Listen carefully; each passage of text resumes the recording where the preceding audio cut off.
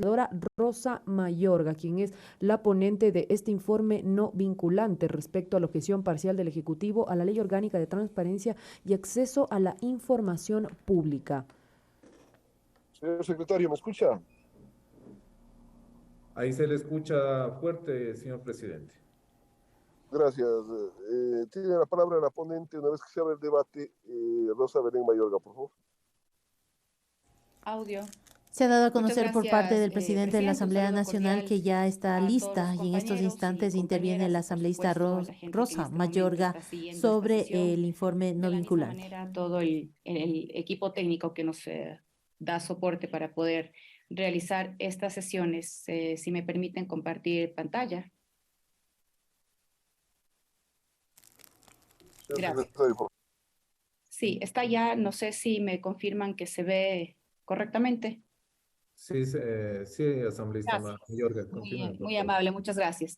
Bueno, en función ya del informe que hemos escuchado y que todos han tenido también la posibilidad de revisar, estamos aquí para debatir el informe no vinculante respecto de la objeción parcial del presidente de la República al proyecto de ley orgánica de transparencia y acceso a la información pública, que es una ley que se trató en la Comisión de Transparencia, Participación Ciudadana y Control Social. Esto pasó el 24 de noviembre del año pasado. Se aprobó esta ley que consta, como todos sabemos, de 44 artículos, 4 disposiciones generales, 8 disposiciones transitorias, 7 reformatorias y 3 disposiciones derogatorias. Continuando con el trámite de rigor de una ley, también se remitió por parte del Ejecutivo a esta Asamblea Nacional el veto parcial el pasado 12 de enero. Es una objeción que se realiza a varios artículos, a la disposición general tercera, a la disposición transitoria primera, segunda, tercera, octava y novena, a la disposición reformatoria quinta y a la disposición derogatoria segunda y tercera. Ahora bien, ¿cuáles son las recomendaciones que realiza esta comisión y que están también expuestos en este informe? Las recomendaciones son sobre dos bloques, ¿no? La ratificación y el allanamiento. Queremos ratificarnos y recomendamos ratificarnos luego de la discusión propia que se mantuvo en esta comisión en los artículos 4, 8, 9, 11, 12, 13, 15, 17, 23, 31, 34, 40 y 41. Lo propio en la disposición general tercera, en la disposición transitoria primera, segunda, tercera, octava y novena y en la disposición derogatoria tercera. Más también recomendamos el allanamiento en los artículos 5, 10, numerales 22, el artículo 26 y 38, en la disposición reformatoria quinta y en la disposición derogatoria segunda. Respecto de los artículos en los cuales recomendamos el allanamiento son los siguientes. El artículo 5, donde constan los principios, utilizar la definición del principio de transparencia contenida en el numeral 12 del artículo 3 de la Ley de Optimización y Eficiencia de Trámites Administrativos y del artículo 12 del Código Orgánico Administrativo a fin de evitar confusiones en los diferentes cuerpos normativos. En el artículo 10 sobre la custodia de la información, mantener el ciclo de vida de los documentos y los principios archivísticos, la custodia y conservación de los documentos de las instituciones del sector público, determinado esto en el artículo 15 de la Ley del Sistema Nacional de Archivos. En cuanto a transparencia activa, artículo 19, con la finalidad de facilitar el uso de manejo de formularios a los usuarios, se propone incluir en el enumerado 22 del artículo 19 la frase con sus debidas instrucciones. Esto ha sido aceptado por la comisión. También recomendamos el allanamiento en el artículo 26, Asamblea Nacional, que dice: se añade el conocer sobre la gestión que realiza el Consejo de Administración Legislativa CAL de la Asamblea Nacional, hacer públicas las convocatorias a las sesiones, registro de asistencia, actas de constatación del quórum, registro de votaciones, grabaciones, acuerdos, proyectos, actas de sesión y resoluciones por parte del CAL, esto por el principio de transparencia y acceso a la información que es de carácter público. En el artículo 38, sobre información solicitada que se encuentra publicada en el link de transparencia, creemos conveniente lo que se sugiere por parte del Ejecutivo, ¿Cuál es el texto propuesto? Que se deberá responder la solicitud y entrega de la información requerida. Se acoge la observación de señalar que será considerada insuficiente toda respuesta que únicamente contenga la referencia de la dirección URL. Creo que a todos nos ha pasado que cuando nos encontramos eso como respuesta, evidentemente no nos parece ni suficiente ni completa la información que nos proveen los sujetos obligados y las instituciones públicas. Por recomendación de mantener la seguridad financiera, se acoge también la recomendación de eliminar la disposición reformatoria quinta y la disposición derogatoria segunda. ¿En qué recomendamos ratificarnos? En los siguientes artículos. El 4 sobre definiciones. Se acepta eliminar la palabra preparatoria y agregar lo correspondiente a soporte de la definición de información pública e información reservada. En lo demás, el texto se mantiene tal como fue aprobado. Artículo 8, sobre los sujetos obligados.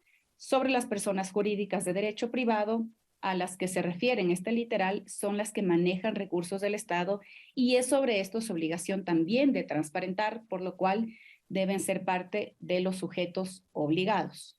Artículo 9, sobre obligaciones.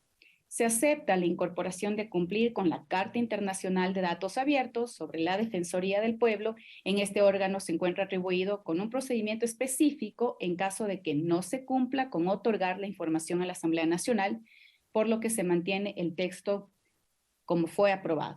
En el artículo 11, presentación de informes, el ente quien ejercerá el control sobre el cumplimiento del derecho a la información pública es la Defensoría del Pueblo. Nos ratificamos en aquello.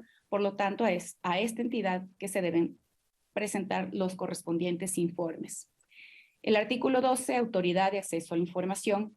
Las atribuciones han sido planteadas de forma que la Defensoría del Pueblo emita informes para que los órganos competentes puedan ser quienes sancionen. Así que se recomienda mantenernos en el texto cual fue aprobado.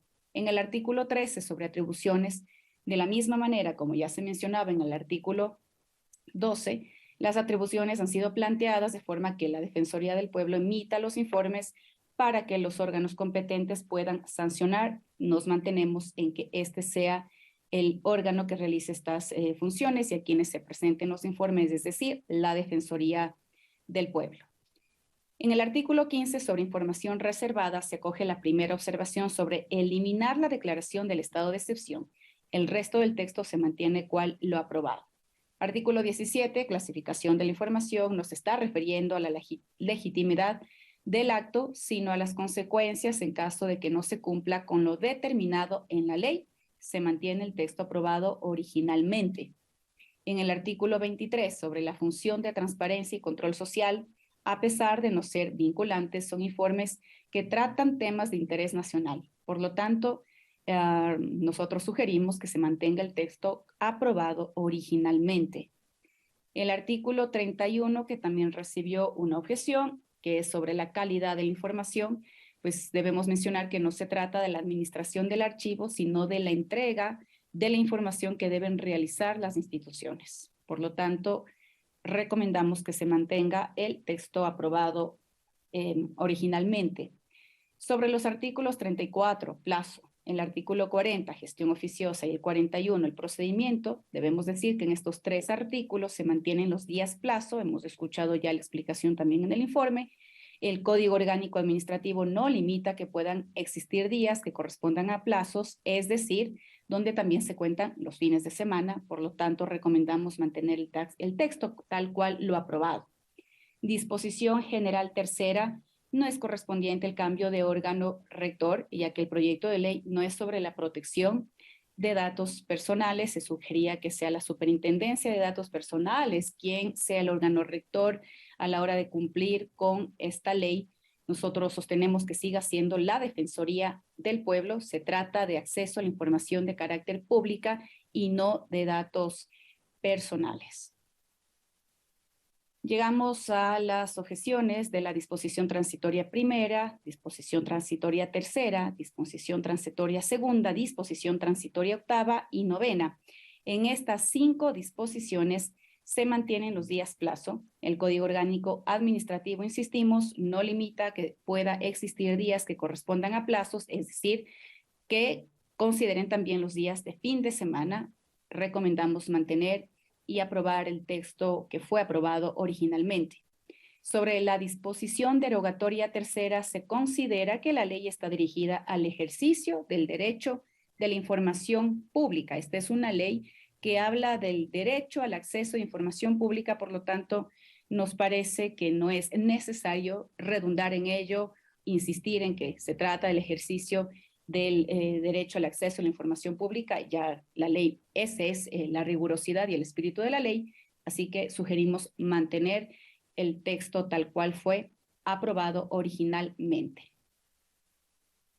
Hasta aquí mi intervención respecto de lo que hemos debatido sobre la objeción sobre el veto parcial enviado por el presidente de la República a la ley orgánica de acceso a la información de carácter público también. Muchísimas gracias por su atención.